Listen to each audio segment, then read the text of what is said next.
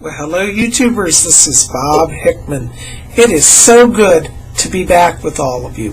Well, the letters have been pouring in, and I just want to say thank you to all of you who have been writing me, sending me such lovely comments.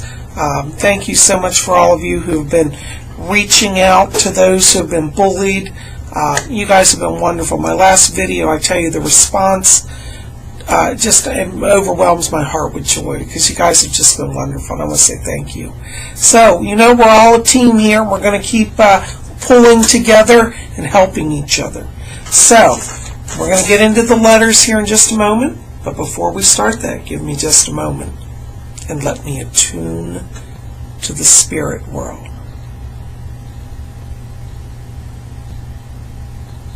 Okay, my spirit guides over here. He says hi to you. Okay, my first letter tonight goes out to Scalone326. Hello, how nice to hear from you. You know, I'm picking up, interesting, this summer is a time of transition for you on a soul level, and I am getting travel around you.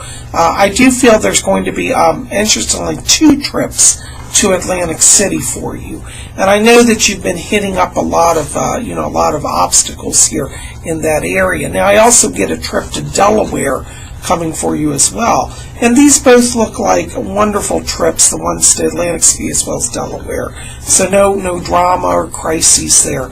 You know, one of the things that I want you to be working on, though, to bring greater manifestation, is to limit yourself. See, what happens, they show me, is you get in your mind, you're like, I got this option, and this option, this option, this option, that option, and it gets overwhelming. And that creates kind of you being frozen.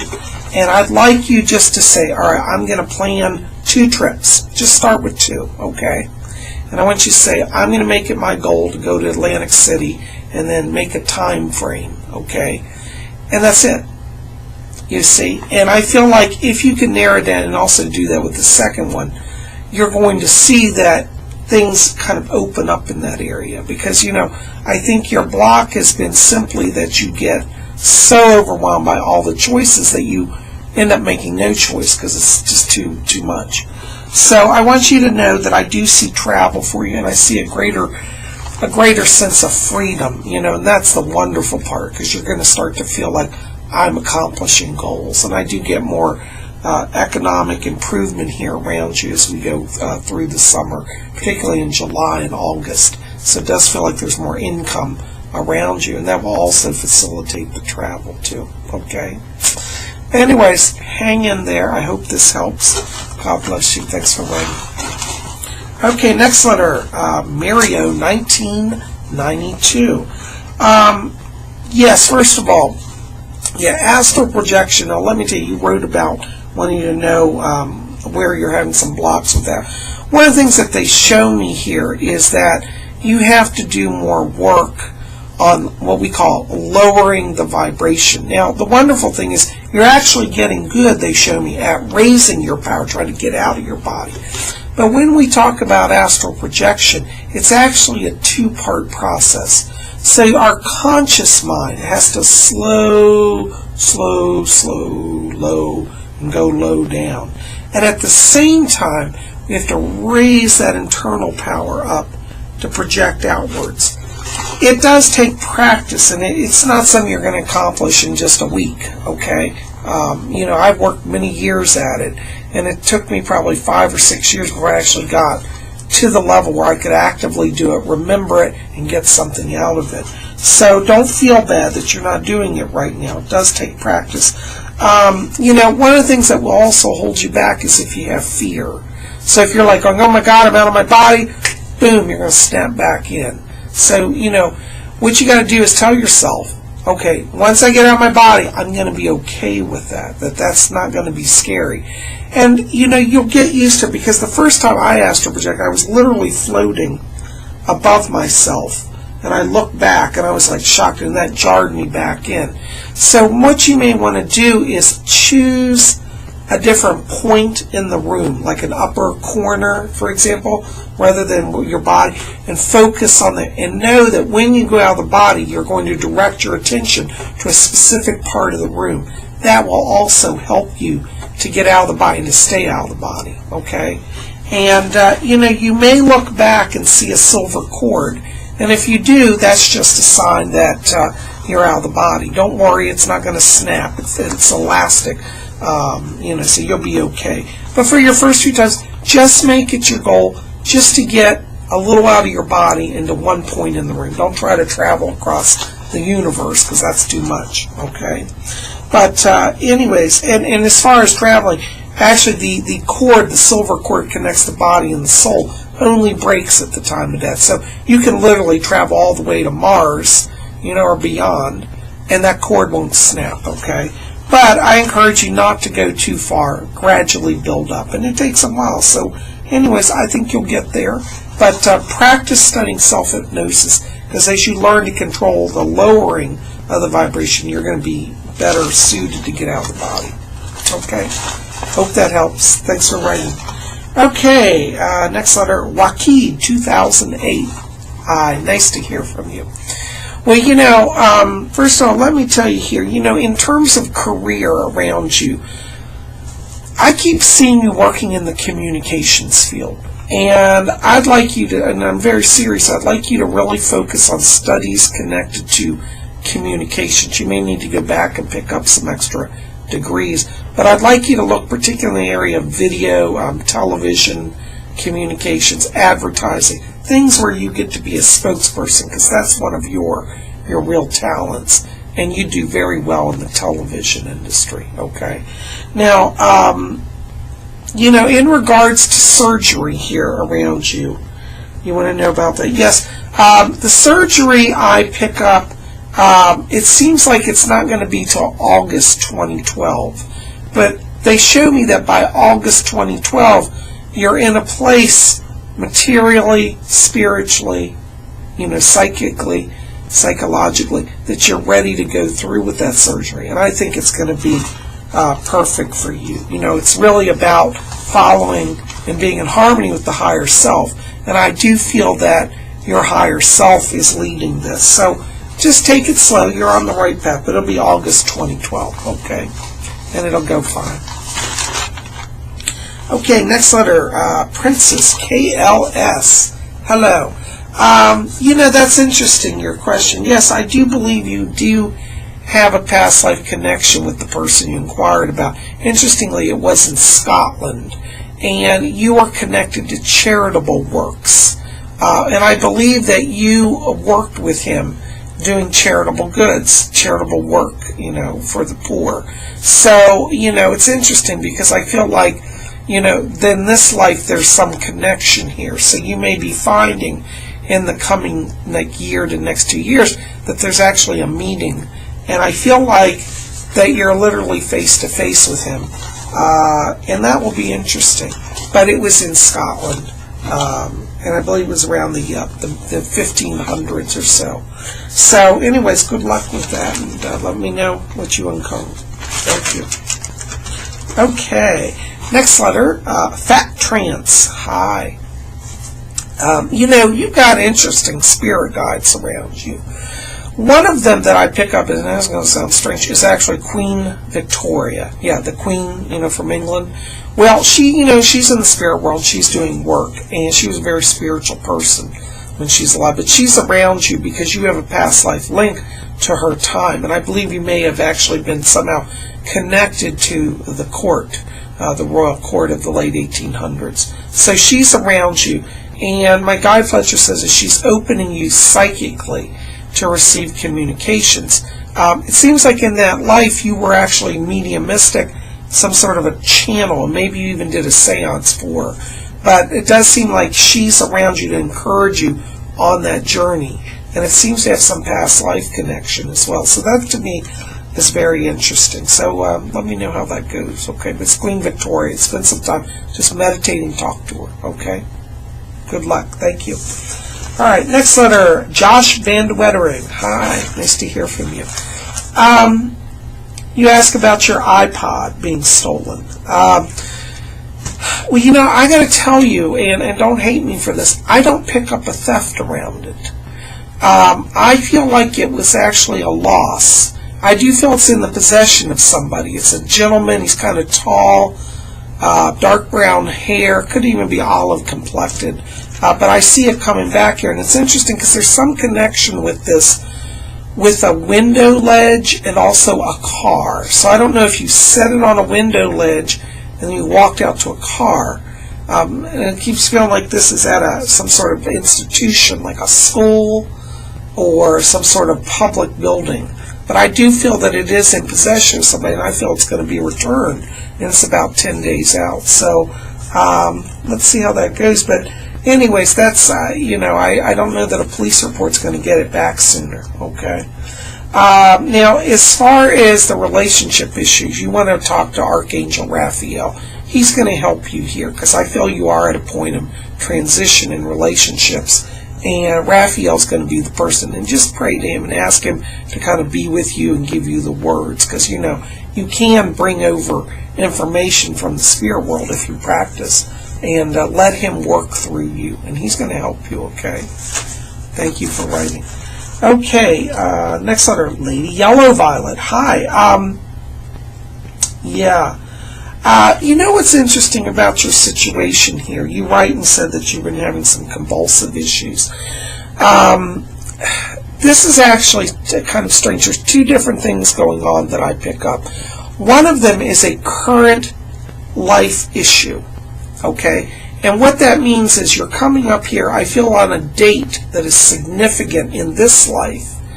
And it's a point of emotional trauma. And I feel like as you're approaching that date, the anxiety is increasing. And I feel that this is actually a post-traumatic stress syndrome issue.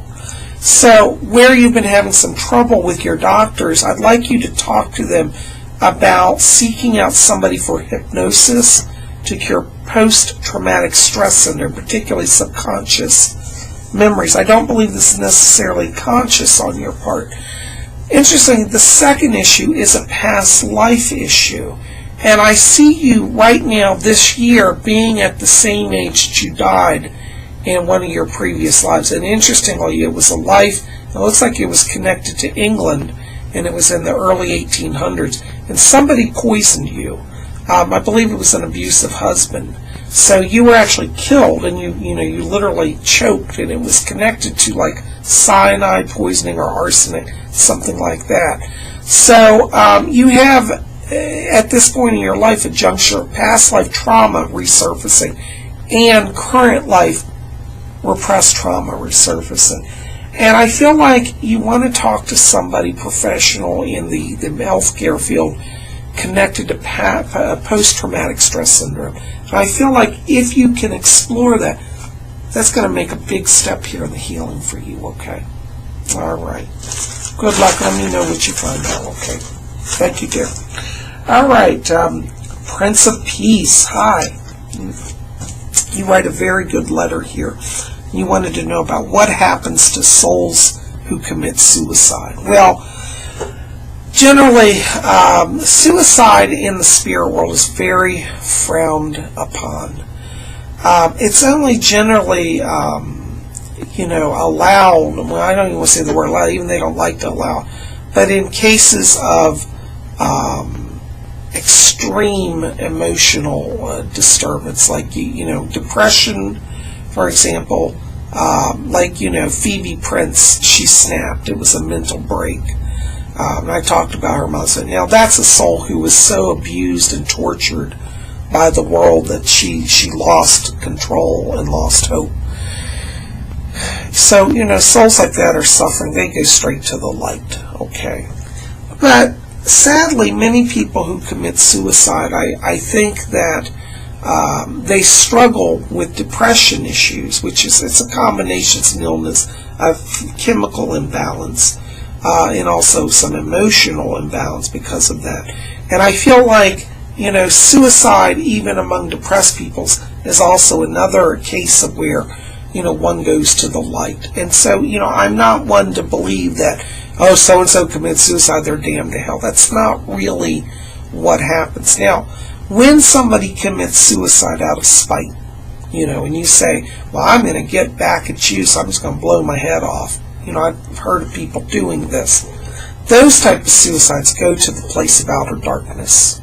You see, when you take your life in a selfish way or a vengeful way, there's a karmic price to pay, and you don't get to go right into the light of God. You usually go to a low level of purgatory, which, let me tell you, is not pleasant. I've rescued a lot of souls from there, and it's not the sort of thing that I would ever advise. Some people ask me, well, what about terminal illness? I have cancer in 3rd stage, can I commit suicide? Well, generally, even that's frowned upon, because it is part of our journey to work through our illnesses. So if you check out soon, in some ways, you shortchange lessons. And I'm not saying that to be, not be compassionate, because I understand the suffering so many go through. But this is part of our journey to literally carry our cross, as Jesus would say, and to make the best of it and to be an example. I worked with somebody who had terminal cancer a few years ago, and she was in a very bad state, terrible pain. And at one point she had contemplated suicide, and I said, I'd like you just to pray about that before you make any choice. And she did, and when she was praying, an angel came to her and said, don't do this. And interestingly, she prayed and kept praying. The angel said you had to pray every day. She prayed, and not only did she start to heal, she went into temporary remission. She did eventually die, but she died in a state of peace. So suicide would have cut all that blessed experience of meeting the angel and being able to really bring inspiration to the people around her. She would pray for people and they got healed. So, I just got to say, I'm not a fan of suicide. I think that it's really shortchanges lessons, and most souls, no matter what, really do not benefit ultimately, because we have to remember and see ourselves on a journey as a soul from, not just this life, but all of our lives together. So we've got to kind of preserve the record for our soul journey. And suicide shortens that record and cuts out lessons we might learn. And it also, when you commit suicide, you then have to also see all the pain that you've inflicted on people. See, there's no easy way out. You're either going to do your purgatory here on earth, or you're going to do it in the spirit world. And believe me, it's much better to do it here. So suicide is not an option in most cases. Okay? Anyways, I hope that it helps. Thank you for writing. Okay. Glamour, Glitz, and Hope. Hi. I get around you. Well, first of all, let me tell you, I thank you for your life. You had a very interesting dream. That woman that you saw, her name is Amanda, and she's actually working as one of your spirit guides. And what's interesting is you are in a process of literally reforming your whole life. And this next year is going to be a very good year for you, but there's a lot of transitions here. And it doesn't necessarily mean a physical move, but it does mean the way I view my life, the way I'm handling things is going to change very much. And this next year for you is one of a year of growth, a year of enlightenment, a year of joy. And it's about finally letting go of things that have been binding you. A lot of the old fears, a lot of the anxieties, a lot of the, the people in your life that have been negative. Well, you're cutting some cords. And that's okay too. So I do feel like, I want you to remember this. Amanda is her name. She's your guide. And she's helping you to prepare for transition. Thanks for writing. Okay. Barsits, I can't say that. Bariskiz, Barskiz. Okay. Hi, thank you for your letter. Now, in terms of your situation, I keep getting a move here around you, and I do feel like there's a connection here with the United States in the coming months. And there's some California connection, possibly even San Diego, around this. So yes, I do see a move for you. And I also do feel like this marriage is going to be getting stronger and happier. And I see a daughter coming next year around April April of 2012. So it looks like you'll be pregnant around April of 2012, and it'll be a daughter will be born, okay? So anyways, things are getting better. Thanks for writing. Well, my goodness, guys, that is all I've got time for. I'm so glad you wrote and you watched. Thank you so much. And keep it here at Spirit Channel, because you know we'll always have more stuff. And next week, I'll be sure to bring you another Messages from the Spirit World.